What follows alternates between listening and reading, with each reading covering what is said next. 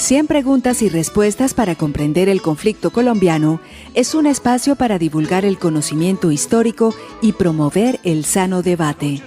Orientan este programa los profesores Mauricio Albeiro Montoya y Wilmer Zuleta. ¿Qué puedo hacer por mi pueblo?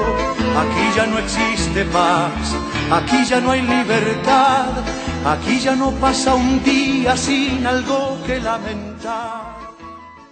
Sean todos bienvenidos nuevamente a su programa radial 100 preguntas y respuestas para comprender el conflicto colombiano. Como hemos venido haciendo este trasegar por el siglo XIX, hoy nos acompaña en nuestro programa nuevamente el profesor Ricardo Zuluaga Gil, doctor en Derecho de la Universidad de Salamanca y bastante reconocido por una gran producción académica, entre ella un libro titulado De la expectativa al desconcierto, el proceso constituyente de 1991 visto por sus protagonistas. Y aprovechando todos los conocimientos del profesor Zuluaga, hoy lo hemos invitado para hablar sobre la famosa Constitución de Río Negro del año de 1863. Vamos a entrar entonces en materia. Doctor Zuluaga, comencemos por esbozar ese escenario que vivía el país después de la Revolución de Medio Siglo, ¿no? Ese año del 1863, ¿cómo estaban las contradicciones políticas en Colombia? Pues aparentemente estaban resolviendo, y eso es lo que justamente justifica desde el 61, porque la tensión entre el proyecto liberal y el proyecto conservador, que arranca de alguna manera con Bolívar y Santander, pero es más mítico que real, pero digamos que arranca allí, se está resolviendo a favor de los liberales gracias al triunfo de un conservador converso, el general Tomás Cipriano Mosquera, que venía de la entraña del partido conservador, pero en ese momento había asumido la defensa de las banderas del liberalismo radical, como gobernador del estado del Cauca. Se levanta contra la federación, derrota a Mariano Espina Rodríguez, deroga la Constitución y convoca a una asamblea constituyente. Y en efecto se resolvió durante un buen tiempo el proyecto nacional a favor de la visión liberal.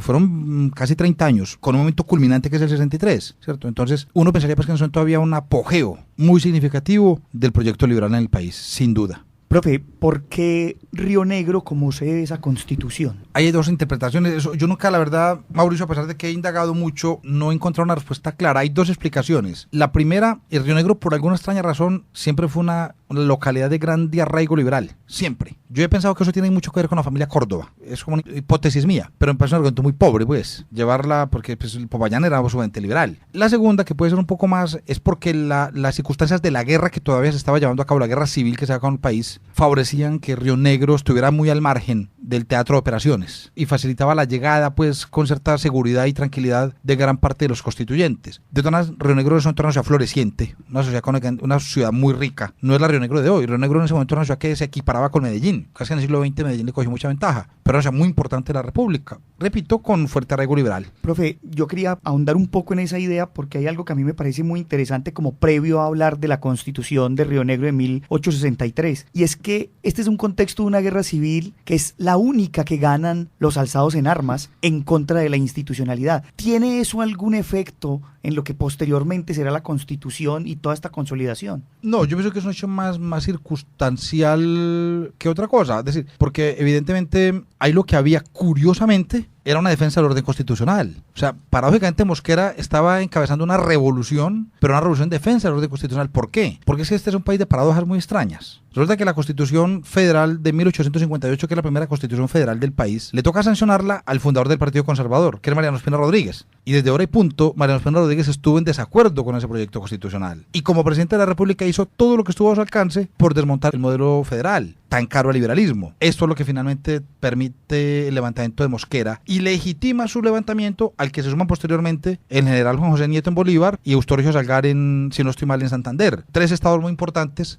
unen fuerzas y se van contra la federación y la derrotan. Y además recuerden que pues finalmente el presidente dimite, o se le acaba el periodo, no recuerdo bien, o se le acabó el periodo a Ospina Rodríguez, no se pudieron convocar elecciones y asume un presidente provisorio, Bartolomé Calvo. Pero lo curioso que iba a mencionar es que Mosquera iba a fusilar a Mariano Ospina Rodríguez, lo tenía en capilla para fusilarlo, ya era expresidente, pero lo iba a fusilar. Finalmente las súplicas del nuncio apostólico, de los embajadores y de las damas de la alta alcurnia bogotana conmovieron la bondad del triunfante líder militar y lo desterró del país. Tuvo muchos años en Guatemala. Hay Ospinas en Guatemala hoy en día, descendientes de los Ospinas antioqueños, producto de este destierro. Claro, una familia que arraigó en Guatemala. Algunos de los hijos de don Mariano nunca volvieron. ¿Cuáles son esos personajes que se vincularon a este proyecto? Digamos, en cuanto a los delegados, ¿quiénes fueron? Y asimismo hablemos de quiénes no participaron o se negaron a hacerlo. Vea, esta constitución tiene esas dos características. O sea, tiene muchas. Pero la primera es que yo creo que nunca hubo tanta inteligencia junta. Nunca. En Colombia nunca la ha habido ni creo que la vuelva a ver. Algunas veces la cuenta, no la tengo presente en este momento. Creo que en ese escenario en Río Negro estaban juntos a la vez 8 o 10 individuos que antes o después ocuparon la presidencia de la República. O sea, por las calles de Río Negro en 1863 deambularon 10 presidentes de Colombia, que lo habían sido o lo iban a ser después. Eso es fascinante. Lo primero. Y lo segundo es que es la primera gran constitución de la exclusión. O sea, es un proyecto monolíticamente liberal, homogéneamente liberal. Ahí no había un solo conservador.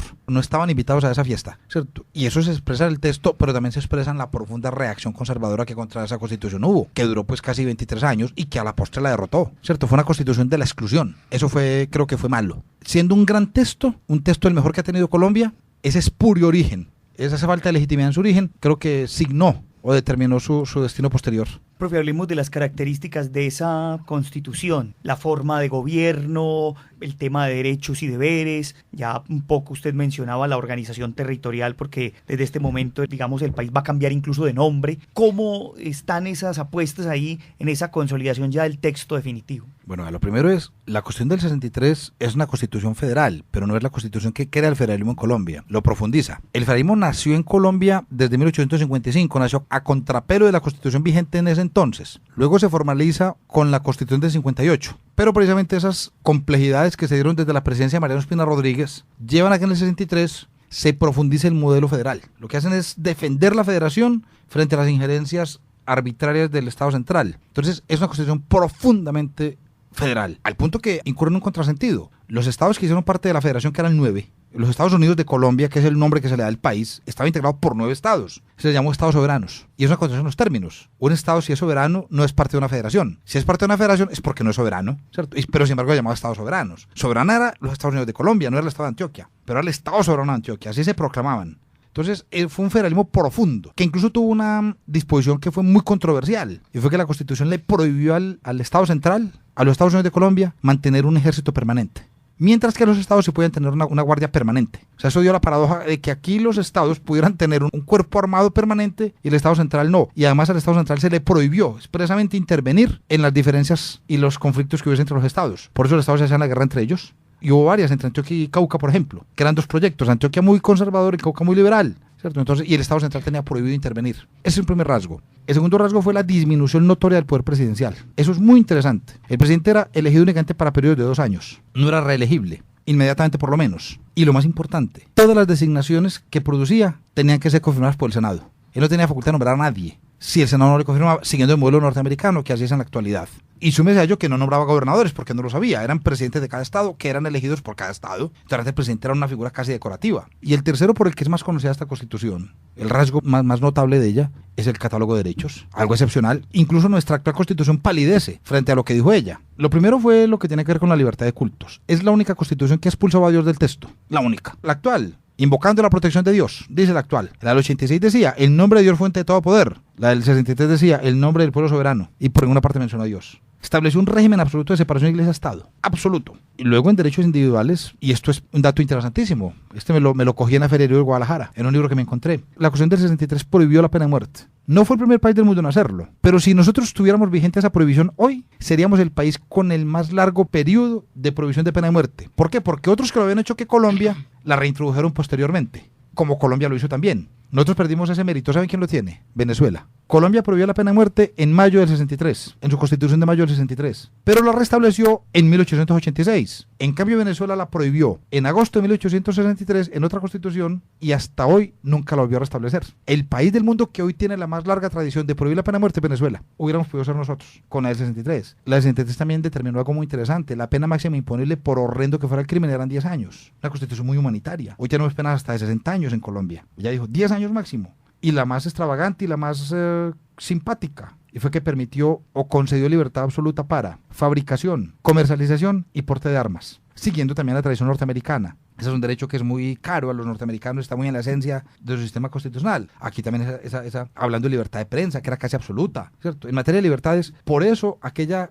historia posiblemente apócrifa, pero muy bella. Otro elemento de la mitología nacional. Dicen que el gran Víctor Hugo, el gran intelectual francés, la conoció y la leyó. Y que una vez la leyó dijo, esto es una constitución para un país de ángeles. Era una fe profunda en el individuo, una fe profunda en las bondades intrínsecas del hombre. Eso era un proyecto extraordinario, lastimosamente no prosperó. Yo pienso que la historia de Colombia hubiera sido muy otra. Si esa constitución hubiese durado más de lo que duró, Colombia podría ser una sociedad hoy de una contextura moral distinta. Profe, en ese tema de los derechos ciudadanos, por ejemplo, ¿cómo era el tema electoral? Pero también quiero preguntarle algo en asuntos, por ejemplo, fiscales. Si usted tiene algún conocimiento de cómo ese desarrollo de los estados soberanos pues fue mejor o peor en unos que otros. Bueno, el tema fiscal no lo tengo muy claro porque no son áreas en las que yo me muevo muy bien. Y el tema electoral se tenía una complicación muy grande. Y es que cada estado tenía la facultad de legislar internamente cómo se llevan a cabo las elecciones. Incluso esa constitución solamente tuvo una reforma en 1876, si no estoy mal, una sola. Y fue lo referido a la elección del presidente de la República. ¿Por qué?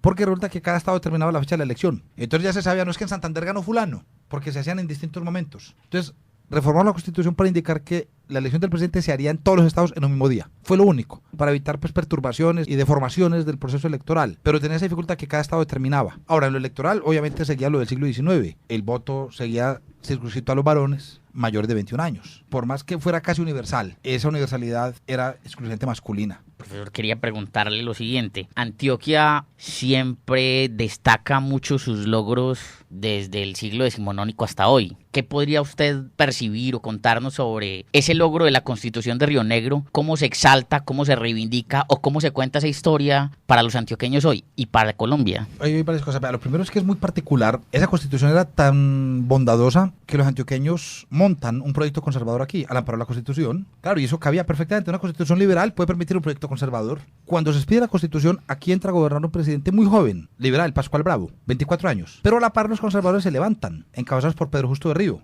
y lo derrotan. Y no solo lo derrotan, lo matan. En Cascajo, aquí entre Río Negro y Marinilla, eso casi nadie lo conoce, ahí está el monumento. Lo mata un francotirador marinillo, y Pedro Justo de Río asume el poder a nombre de los conservadores, y deroga la constitución del estado de Antioquia liberal, y expide una constitución conservadora. Y el presidente de la federación, que era liberal, se pregunta qué hacer, y dice, yo tengo que ser consecuente con la constitución permite. Y se logró un entendimiento profundo y un respeto profundo entre una república liberal a nivel nacional y un proyecto altamente conservador en Antioquia. Yo pienso que eso a Antioquia le sirvió mucho, porque Antioquia hubo una coincidencia entre sus instituciones, su gobierno y su sociedad. Antioquia era una sociedad altamente conservadora, con instituciones conservadoras y con un gobierno conservador. Entonces Antioquia tuvo paz, lo que no tuvieron otras regiones del país. Y esa paz a Antioquia le sirvió para fortalecer varios proyectos muy importantes. Uno primero, el tema financiero bancario. Uno segundo, el proyecto educativo. Ahí nace la Universidad de Antioquia. Y uno tercero, que es el gran logro de los antioqueños, el ferrocarril. Que si bien no lo logramos coronar bajo la vigencia de la Constitución del 63, sí nace con esa constitución. Entonces Antioquia se lanza a un proyecto de desarrollo propio,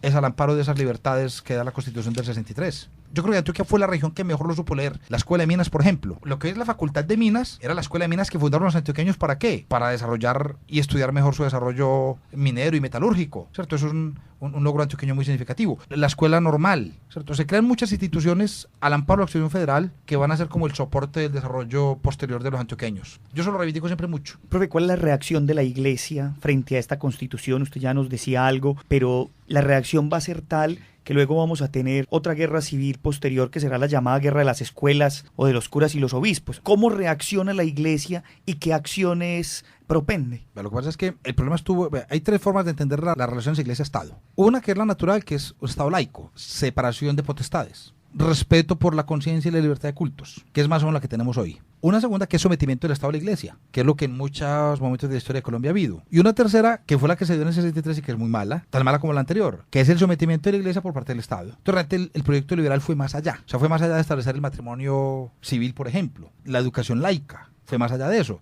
Recuerden ustedes que hubo dos leyes muy duras. La ley de expropiación de bienes de manos muertas y la ley de prisión de cultos. La primera supuso expropiarle a la Iglesia casi todos sus bienes. Casi todos los bienes. Hoy hay grandes edificios públicos en Colombia que eran de la Iglesia. Por ejemplo, la sede de la Universidad de Antioquia, un colegio franciscano. La sede de la Universidad de Cauca era un colegio dominico. Muchos edificios colombianos hoy eran antiguos edificios de la Iglesia que ahí se les expropiaron. Los cementerios, las iglesias pasaron a ser titulares del Estado, los templos. Eso era tolerable. Y estos bienes se remataron. Hay estudios que dicen, yo no sé con qué tan fehacientes sean, que el 50% de las tierras productivas del país están en manos de la Iglesia, pero además eran improductivas, porque esa no las tenía involucradas al mercado ni al sistema productivo. Pero realmente el que generó mucha dificultad fue un decreto distinto, el decreto de tuición de cultos. Y fue el que le permitió a las autoridades públicas controlar la vida religiosa. Es decir, por ejemplo, los sacerdotes tenían que pedir permiso al alcalde para celebrar misas, para administrar sacramentos y ese tipo de cosas. Esto generó una reacción muy dura de la iglesia. La iglesia prácticamente pasó a ser clandestina en Colombia. Pasó a ser clandestina. Los obispos los expulsaron a todos. Los desterraron a todos. Varios murieron en el exilio. El obispo de Antioquia murió en el exilio, murió en Ecuador. Creo que fue en Riobamba. El obispo que había en Antioquia, que estaba en la ciudad de Antioquia, lo expulsó aquí Mosquera, le pidió aquí, vino Mosquera siendo presidente hasta el Parque de Río. Y le dijo, padre Riaño, jure y sométase a las leyes del Estado. Y el obispo se negó y al otro día lo puso en un caballo y lo exilió del país y murió en el exilio, varios. El arzobispo Mosquera de Bogotá había muerto en el exilio también en Francia, en Marsella. Eso generó un levantamiento muy duro de la iglesia y por supuesto se convirtió en un contendiente muy feroz de este proyecto liberal. Y lo intentaron primero, como lo dijo el profesor Mauricio ahorita, con la guerra del 76, donde hubo un antioqueño muy famoso, que era obispo de Pasto, Monseñor Manuel Canuto Restrepo. Las malas lenguas lo llamaban Manuel Trabuco Restrepo. Dicen que él se ponía al frente de las huestes conservadoras para defender el proyecto católico conservador. Pero en ese momento el Partido Liberal fue capaz de sostener el proyecto y los derrotó. Volvió a expulsar obispos y volvió a perseguir curas. Pero en el 85 se volvieron a levantar la iglesia, conservadores y liberales disidentes. Porque había un grupo de liberales que pensaba que este proyecto era justamente demasiado radical y querían matizarlo. No lograron un entendimiento con sus copartidarios y Núñez termina aliado con las fuerzas conservadoras y derrotan el proyecto liberal. Una lástima para Colombia, y el proyecto liberal desaparece. Y desapareció de la faz del país hasta hoy, porque Colombia sigue siendo una sociedad y unas instituciones muy conservadoras, muy conservadoras. Profe, hablemos un poco de ese papel de Tomás Cipriano de Mosquera, que ya ha aparecido en varios momentos, pero como usted decía, tiene como esa doble cara, ¿no? Es un conservador inicialmente, luego se convierte, pero que se ha convertido también como en la historia, como en el faro de este proyecto del federalismo. ¿Qué podemos decir como de esta figura? Yo diría que el siglo XIX colombiano tiene tres figuras fascinantes, que se dan entre momentos distintos, que son Bolívar, Mosquera y Núñez. Esos tres personajes atraviesan el siglo XIX. Mosquera es un hombre absolutamente fascinante por multifacético. Era un gran geógrafo. Escribió libros de geografía muy interesantes. Un empresario, un hombre de familia, bueno, tiene muchas facetas. Pero mire, curiosamente Mosquera no era tan federalista. Él no era tan convencido. A él le tocó un poco, porque a Mosquera también le tocó. Es decir, cuando Mosquera llega a la convención del 63 convocada por él tampoco logra imponer su proyecto allí. Y parte de lo que la Constitución hace es contra Mosquera. Por ejemplo, lo del periodo presidencial de 2 años, no reelecciones, pensando en Mosquera, pensando en que el tipo que era un autócrata nato no se fuera a perpetuar en el poder, ¿cierto? Entonces, no, Mosquera un poco termina asumiendo el proyecto. Ahí había, por ejemplo, hombres como Miguel Samper, por ejemplo, que eran grandes defensores del proyecto federal. José María Rojas Garrido, que estuvo en Río Negro y que después fue presidente de la República. Ese era un gran defensor del federalismo, ¿cierto? Incluso, curiosamente, los antioqueños conservadores también eran defensores del federalismo. Por una razón muy sencilla, porque entendieron que, siendo federales, podían montar su proyecto conservador aquí, al margen del proyecto liberal bogotano. Hay una historia muy bonita, y aquí que estamos en la Universidad Nacional, y esto no lo cuentan casi. La Universidad de Antioquia nace a contrapelo de la Nacional. La Universidad Nacional la crea la República Liberal en 1867, en pleno apogeo de la República Liberal. Y los antioqueños dicen, no, ¿cómo vamos a enviar a nuestros jóvenes antioqueños que los perviertan en Bogotá con ideas liberales? Vamos a crear una universidad antioqueña para formarlos en las virtudes y los principios propios de la ideología conservadora. Ese es el verdadero origen de la Universidad de Antioquia. Y de hecho Pedro Justo Berrío deja la presidencia del Estado para ir a ser rector de la universidad. Es que míticamente han venido armando, hay una genealogía extraña que termina en el Colegio Franciscano de 1804. O no tiene nada que ver. Lo de 1804 es un colegio franciscano, fundado por Rafael de la Serna, un colegio de primeras letras. Lo que es que ocupaba el mismo edificio. Y luego ese colegio franciscano se convirtió en colegio provincial y la genealogía es extraña, pero la Universidad de Antioquia nace en 1872, creada por el Estado Soberano de Antioquia, para formar las mentes de los jóvenes antioqueños y evitar que los contaminaran las ideas liberales en Bogotá. Profe, ya nos decía usted que esta Constitución solo tuvo una reforma en todo su tiempo de vigencia. ¿Hasta cuándo dura y cuáles son las reales causas de la derogatoria de esta Constitución? La Constitución duró hasta 1885, cuando el presidente Núñez incluso la declara derogada, de facto. Un acto dictatorial arbitrario. Él se entera de una derrota, de una batalla, y sale al balcón del Palacio Presidencial y dice: la Constitución ha dejado de existir, y la entierra, y empieza a gobernar por decretos, y restablece por decreto la pena de muerte, y la aplica, ¿cierto? Son facetas muy interesantes de nuestra historia constitucional. Entonces la Constitución la van a derogar justamente cuando estas tres fuerzas conjuntas de liberales, moderados, o liberales nacionales, conservadores e Iglesia Católica terminan imponiéndose sobre el proyecto radical. ¿Y por qué lo logran? Porque al frente de la presidencia de la República está un liberal moderado, que es Rafael Núñez, que no hace nada por defender la Constitución. Rafael Núñez lo que hace es incluso entregar las instituciones a los conservadores y a los liberales moderados para que derroten el proyecto liberal, y lo derrotan finalmente. Entonces la Constitución la derogan y se expide la Constitución de 1886, que es un proyecto, son las antípodas. Es un proyecto altamente conservador, brutalmente conservador, restablece la Iglesia Católica como institución esencial para el orden social. El presidente de la República pasa a tener 6 años de periodo y es reelegible. Los estados soberanos desaparecen, se convierten en departamentos y el presidente nombra a los gobernadores. Entonces realmente eso es pasar de la noche al día. Se restablece la pena de muerte, se restablece la cadena perpetua, se restablece el destierro, la confiscación, la censura de prensa. O sea, fue como un corte radical. Y fue un proyecto que infortunadamente se prolongó en Colombia estrictamente por 50 años, hasta cuando la reforma del año 36 con López Pumarejo, cuando los liberales vuelven al poder, pueden matizar la Constitución del 86. No se olvide que los conservadores se instalaron 44 años en el poder, la gran hegemonía conservadora, desde el 86 hasta el 30. Esto es un periodo muy complejo de la historia colombiana, muy complejo. Profe, finalmente yo quisiera hacer una pregunta que puede ser tonta, pero hablando en épocas de lo federal y lo central, ¿qué conclusiones saca uno de qué tan importante hubiera podido ser que nos hubiéramos mantenido en el modelo federal? Porque al día de hoy existen muchos debates para decir que desde el centro no se controla todo o que es muy difícil acceder a todos estos territorios que están en la lejanía. Yo tengo hoy en día una relación ambigua con el federalismo. Yo fui un federalista nato y tengo libros publicados y varios textos sobre ese tema, pero viendo ahora, por ejemplo, lo que pasa en México, que es un país federal, uno encuentra que en estas latitudes el federalismo tal vez tenga dificultades. No podemos extrapolar una realidad norteamericana. Es que ellos eran federales desde la colonia. Ellos no son federales por la independencia. Ellos son federales desde la colonia. Eso está en su esencia, en su forma de ser. Eso es casi algo interno. Entonces, desde ese punto de vista, no creo que para nosotros sea tan fácilmente extrapolable ese modelo. Bolívar lo dijo en la Carta de Jamaica en 1815. Dijo, no me gusta el federalismo porque es demasiado bueno y es superior a nuestras posibilidades como pueblos. Yo creo que la frase es lapidaria, profunda. Entonces, es evidente que yo pienso que ese estudio está por hacerse. Realmente, ¿cuánto avanzaron los estados soberanos en Colombia durante el federalismo? Antioquia lo logró. Antioquia lo logró, es indiscutible. Y yo pienso que ese desarrollo industrial que tiene Antioquia en la primera mitad del siglo XX, de alguna manera se apalancó en las instituciones que desarrolló el Estado soberano, pero porque tuvimos la ventaja de tener presidentes muy juiciosos, presidentes muy estables. Pedro Justo estuvo casi 10 años al frente del Estado. Luego don Luciano Restrepo Escobar, que era un empresario, estuvo 6, tal vez, el último, que era liberal, radical. Antioquia, paradójicamente,